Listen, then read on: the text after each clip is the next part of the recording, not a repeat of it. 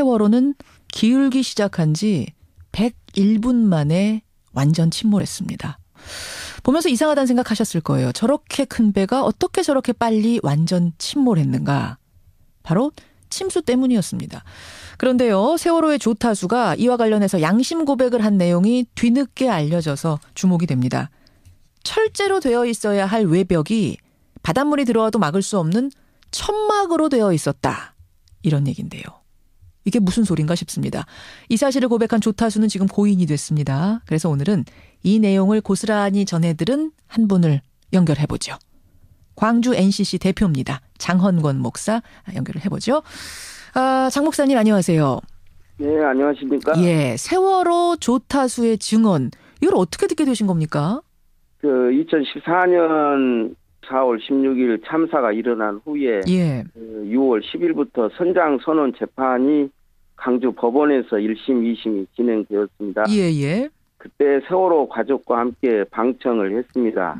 방청하는 과정에서 희생자 가족들이 힘들어하는 모습을 보면서 피고인들이 양심선언을 하면 어느 정도 진실이 밝혀지지 않겠는가 하는 생각을 했습니다. 배에 대해서 가장 잘 알고 있고 상황에 대해서 가장 잘 알고 있는 사람들이 배에 탔던 사람들일 테니까. 예. 그래서 그분들에게 이제 2014년 10월 13일 날 강주 교도소로 편지를 보냈습니다. 뭐라고요? 양심 선언과 좀 진실을 밝혀달라는 내용으로 편지를 보냈는데 이제 처음에는 반응이 없다가 선장과 기관장 등 5명은 수치인 거절로 반송이 되었어요. 그리고 이제 한 달 후에 2분이 답장을 보냈습니다. 2분이? 예, 2분 중에 한 분이 바로 이렇게 그 편지 내용에 양심 고백이 무엇인지는 모르지만 제가 생각하고 조사 과정에서 밝혀지고 있는 사실과 다른 것이 없습니다 하고 보내온 내용이 있습니다. 그렇게 되는 거군요. 바로 그게 이 조타수의 편지. 근데 지금은 이분이 돌아가셨어요? 네. 어떻게 된 겁니까? 그 폐암으로. 네. 그럼 수감 생활을 하다가 중간에 발병해서 형이 집행정지된 것이죠. 형이 집행정지되고 돌아가시고. 네. 이분이 보내온 편지 그 증언 내용을 보니까 이런 내용이 써 있습니다. 세월호 2층 화물칸 하층부 외벽이 철제가 아니라 천막이었다. 그렇다 보니까 바닷물이 들어와도 막을 방법이 없었다. 저는 근데 이걸 읽으면서 이해가 안 갔던 게 하층부의 화물칸 하층부의 외벽이라면 바닷물과 닿는 그 외벽을 말하는 겁니까? 네. 그게 어떻게 상식적으로 그게 천막일 수가 있습니까? 그 세월호 선미를 이제 C데크라고 하는데 그 화물칸 2층에 주차 공간이 있습니다.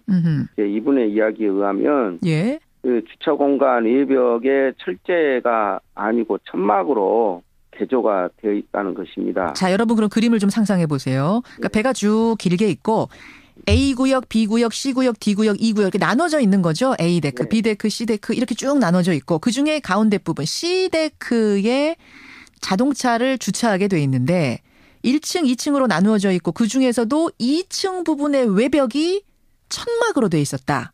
그럼 평소에 다닐 때는 이 부분은 바닷물과 닿지 않는 모양이군요. 좀 높아서. 그렇게 상식적으로 생각이 되는데 천막으로 되어 있기 때문에 어느 정도 배가 기울었을 때 기울었을 때는 상당한 물이 그 부분을 통해서 유입이 되었다.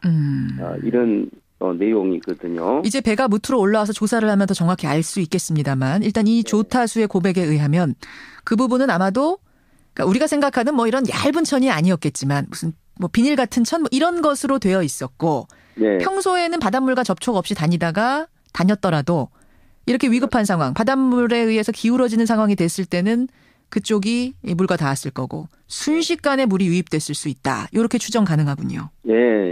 야, 아니 이제야 좀 뭔가 꽤 맞춰집니다. 어떻게 그렇게 큰 배가 그렇게 빨리 침몰했나 했는데 순식간에 바닷물이 유입될 수밖에 없네요. 그런 의미에서 상당히 설득력 있는 이야기다 이렇게 볼 수가 있죠. 그래요. 근데 철제가 아니라 천막으로 배 외벽이 되어 있어도 이게 법적으로는 문제가 없었을까요? 설계도상으로도 이제 철제로 막혀 있어야 하는 부분이라고 이야기합니다. 설계 도상으로도 그때 천막으로 되어 있다는 것이 잘 이해가 안 되는 부분이죠. 아마 중간에 뭔가 개조하고 이렇게 많이 하지 않았습니까? 입에 불법으로. 그 과정에서 혹시 이쪽도 건드린 것이 아닌가 추정 가능하네요. 네. 예. 생각해 보면 말입니다. 지난해 9월에 그 세월호 특조위 공개 청문회 있었잖아요. 네. 그때 이상갑 교수, 전문가분이 어떤 말을 했냐면 화물칸 선미 전체에 걸친 초등학생 신장 정도의 큰 계고부를 통해서 엄청난 해수가 유입됐다. 그래서 급격히 전복된 걸로 보인다. 이런 조사 결과를 밝힌 게 있습니다. 네. 결국 초등학생 키 정도의 큰 계고부라는 게 이 천막 부분이 아닐까. 또 이렇게 추정이 가능하네요. 그런 맥락으로 보면은 충분히 설득력 있다 이런 생각을 합니다. 예. 가능하고 또 아니면은 뭐 지금 저 선미 부분은 램프 얘기가 나오는데 그 램프를 통한 건 아닌가. 또 이런 생각도 가능하고. 그 이분이 또 다른 어떤 그 원인의 나름대로 여러 가지 문제를 이야기해 주셨거든요. 조타수가 보낸 편지 말씀하시는 거예요? 네. 다른 내용은 뭐가 써 있었습니까? 선수의 그 우연 램프도 제거가 됐다. 그리고 4층에 증축 문제도 있다. 뭐 조타수와 항해사가 당시 서로 어떤 이야기를 나누었는데 누구도 그 내용을 알 수가 없다. 뭐 이런 이야기 등등 또 뿐만 아니라 이분이 또 나름대로 선장에게도 배가 넘어가니까 고함을 치면서 빨리 조치를 하라고 하지만 그냥 쳐다만 보면서 안일하게 대처를 하는 그런 모습도 이야기를 해주셨고 그리고 이제 뭐 이런 이야기가 이제 이미 재판 과정에서 밝혀진 것인데 그 세월호 부근의 유조선인 블라이에소가 있었죠. 그래서 퇴선만 하면 다 구조하겠다. 퇴선 조치를 안 한 것인데 선장이 알아서 조치를 취해야 되는데 선장은 그 부분에 있어서 퇴선 명령을 안 한 것은 저체온증을 생각한 것이다. 조류에 떠내려갈까 봐서. 네, 그런 내용이 지금 현재 담겨 있었다. 그런 내용은 이제 뭐 우리가 알고 있는 내용이고 저는 지금 어떤 부분이 귀에 걸리냐면 선수 우현의 램프, 차량 진입로라고 그러죠. 이번에 왜 그 바지선으로 옮길 때 좌현 램프가 열려서 고생을 했는데 지금 이 편지에는 우현 램프를 떼내서 좌우에 불균형이 생겼다라는 걸 조타수가 썼어요. 이건 무슨 얘기일까요? 이 부분도 그 우리가 이번에 이제 램프를 제거한 것은 우리가 다 이해하고 있고 알고 있는데 그 선수의 우연 램프가 제거가 됐다. 이것이 문제다. 이렇게 이제 한 문장으로만. 그러니까 그 이번에 떼낸 거는 이번에 이제 인양 과정에서 떼낸 거고 좌현은 우현 선수에도 램프가 하나 있었는데 거기는 무슨 이유인지는 지금 밝히지 않았지만 그쪽 램프를 떼냈다. 이 부분도 지금 무트로 올리고 나서 조사를 해야 될 부분이네요. 그렇죠. 이렇게 저렇게 배가 개조된 모습을 이 편지 안에 조타수가 담았다는 말씀. 이제 세월호 전체가 무트로 올라오면 아마 진상조사 다시 꼼꼼히 이루어질 겁니다. 관련자들한테 꼭 좀 당부하고 싶은 점이 있으시다면요. 우리가 진실은 침몰을 하지 않는다고 이야기한 것처럼 진상 규명을 위해서 협력하고 또 편지 보낸 내용처럼 양심 고백을 해서 더 이상 그 어둠이 빛을 이길 수 없다. 세월호 이전과 이후가 달라져야 된다. 이런 부분에 있어서 다시 한번 생각하고 행동을 해주십사 하는 마음입니다. 그 목사님은 참사 직후의 재판부터 항소심까지 거의 모든 재판을 다 안 빠지고 가셨다면서요? 유가족들과 함께 계속 해오신 분으로서 그 힘든 과정 지켜보면서는 정말 느낌이 어떠셨어요? 제가 방청하면서 희생자 가족분들의 그 고통스럽고 힘들어하는 모습이 주님이 아파하는 그런 어떤 심정이 되었습니다. 그리고 그 배후에는 또 어떤 의혹이 있을까 이런 저런 생각을 많이 하게 되었습니다. 포기하지 않고 끝까지 이 진상이 규명이 돼야 되는 것이다 하는 것을 저는 생각을 많이 했습니다. 이제 미수습자가 꼭 발견돼야 됩니다. 전원 9명 전원 꼭 발견돼야 하고 또 지금 말씀하신 대로 진상이 철저하게 하나도 가림없이 밝히는 것, 그게 우리 숙제가 아닐까 싶습니다. 여기까지 말씀 듣도록 하죠. 고맙습니다, 목사님. 세월호는 기울기 시작한 지 101분 만에 완전 침몰했습니다. 보면서 이상하다는 생각하셨을 거예요. 저렇게 큰 배가 어떻게 저렇게 빨리 완전 침몰했는가? 바로 침수 때문이었습니다. 그런데요, 세월호의 조타수가 이와 관련해서 양심 고백을 한 내용이 뒤늦게 알려져서 주목이 됩니다. 철제로 되어 있어야 할 외벽이 바닷물이 들어와도 막을 수 없는 천막으로 되어 있었다. 이런 얘기인데요. 이게 무슨 소린가 싶습니다. 이 사실을 고백한 조타수는 지금 고인이 됐습니다. 그래서 오늘은 이 내용을 고스란히 전해들은 한 분을 연결해보죠. 광주 NCC 대표입니다. 장헌권 목사 연결을 해보죠. 장 목사님 안녕하세요. 네, 안녕하십니까? 예, 세월호 조타수의 증언, 이걸 어떻게 듣게 되신 겁니까? 2014년 4월 16일 참사가 일어난 후에 예. 6월 10일부터 선장 선원 재판이 강주 법원에서 1심, 2심이 진행되었습니다. 예. 그때 세월호 가족과 함께 방청을 했습니다.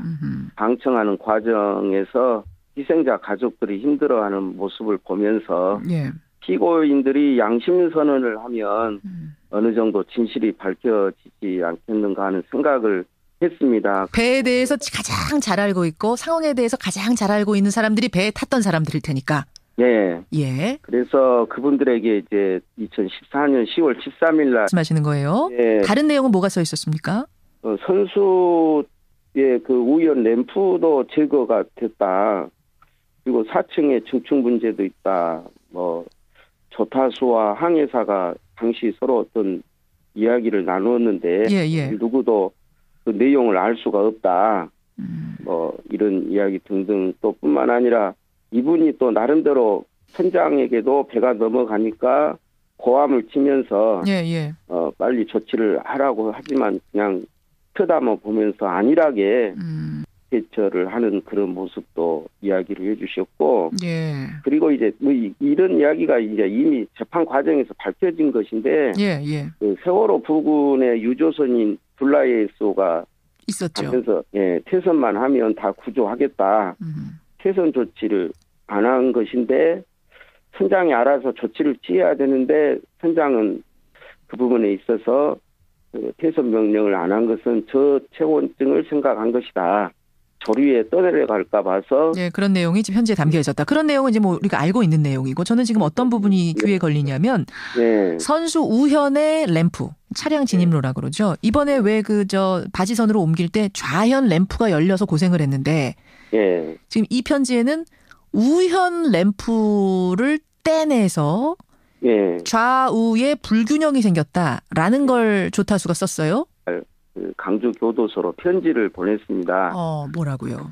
그 양심 선언과 좀 진실을 밝혀달라는 내용으로 편지를 보냈는데 이제 처음에는 반응이 없다가 선장과 기관장 등 5명은 수치인 거절로 반송이 되었어요. 예. 그리고 이제 한 달 후에 두 분이 답장을 보냈습니다. 두 분이? 예, 두 분 중에 한 분이 바로 이렇게 그 편지 내용에 양심 고백이 무엇인지는 모르지만 제가 생각하고 조사 과정에서 밝혀지고 있는 사실과 다른 것이 없습니다 하고 보내온 내용이 있습니다. 그렇게 되는 거군요. 바로 그게 이 조타수의 편지. 근데 지금은 이분이 돌아가셨어요? 네. 어떻게 된 겁니까? 그 폐암으로. 네. 그럼 수감 생활을 하다가 중간에 발병해서 형이 집행정지된 것이죠. 형이 집행정지되고 돌아가시고. 네. 이분이 보내온 편지 그 증언 내용을 보니까 이런 내용이 써 있습니다. 세월호 2층 화물칸 하층부 외벽이 철제가 아니라 천막이었다. 그렇다 보니까 바닷물이 들어와도 막을 방법이 없었다. 저는 근데 이걸 읽으면서 이해가 안 갔던 게 하층부의 화물칸 하층부의 외벽이라면 바닷물과 닿는 그 외벽을 말하는 겁니까? 네. 그게 어떻게 상식적으로 그게 천막일 수가 있습니까? 그 세월호 선미를 이제 시데크라고 하는데 할 수밖에 없네요. 네. 그런 의미에서 상당히 설득력 있는 이야기다 이렇게 볼 수가 있죠. 그래요. 근데 철제가 아니라 천막으로 배 외벽이 되어 있어도 이게 법적으로는 문제가 없었을까요? 설계 도상으로도 이제 철제로 막혀 있어야 하는 부분이라고 이야기합니다. 예, 예. 설계 도상으로도 그때 천막으로 되어 있다는 것이 잘 이해가 안 되는 부분이죠. 아마 중간에 뭔가 개조하고 이렇게 많이 하지 않았습니까? 입에 불법으로. 그 과정에서 혹시 이쪽도 건드린 것이 아닌가 추정 가능하네요. 네. 예.